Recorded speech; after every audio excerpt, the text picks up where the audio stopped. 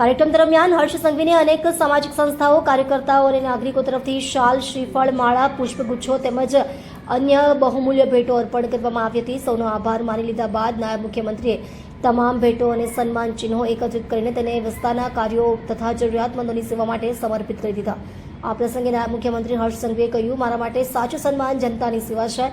આ બધી ભેટો તમારા પ્રેમની નિશાની છે, પરંતુ હું ઈચ્છું છું કે તમારો આ પ્રેમ અને સમર્પણ વધુને વધુ લોકોના જીવનમાં સુખ અને સમૃદ્ધિ લાવે. તેથી આ સર્વ જનતાના ચરણોમાં સમર્પિત છે. કાર્યક્રમમાં ઉપસ્થિત કાર્યકર્તાઓ અને સ્થાનિક નાગરિકોએ નાયબ મુખ્યમંત્રીના આ નમ્ર વલણનો ખૂબ પ્રશંસા કરી હતી. સ્થાનિક નેતાઓએ જણાવ્યું હતું કે હર્ષ સંઘવી સાહેબ હંમેશા સાદગી અને સેવાના ભાવથી કાર્ય કરે છે અને આ પ્રસંગે તેનો સાક્ષાત્કાર થયો. મજૂરા વિસ્તારના લોકોએ આ નિર્ણયને ઐતિહાસિક ગણાવ્યો છે. આ ઘટનાએ સુરતના રાજકારણમાં એક નવો આદર્શ સ્થાપિત કર્યો છે, જ્યાં સાંકેતિક ભેટો કરતા જનહિતની ભાવના વધુ મહત્વની બની રહી છે. કોર્પોરેટર તમે સૌ બની ગયા. 5 વર્ષ તમારી ટર્મ બી ચાલી જશે.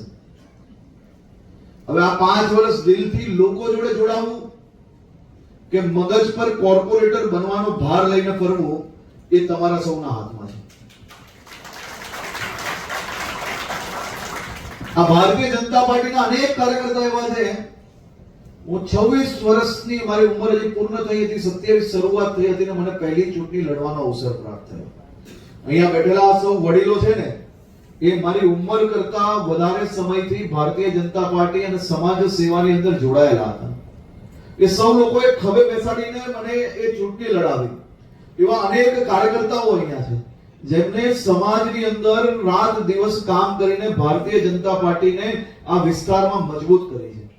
એવા સૌ વડીલોના માર્ગદર્શન જોડે અને સાથી કાર્યકર્તાઓને લાગણીપૂર્વક મગજમાંથી બહાર છે ને, આજે ચૂંટાયેલા પ્રતિનિધિ બની ગયો, હું કોર્પોરેટર બની ગયો, હું વિસ્તારનો આમ, આપણે કોઈ સાહેબ નથી બન્યા. આપણે આપણા વિસ્તારની સેવા કરવા માટેનો એક કંઈક ને કંઈક પાર્ટીએ તમને જવાબદારી આપી છે.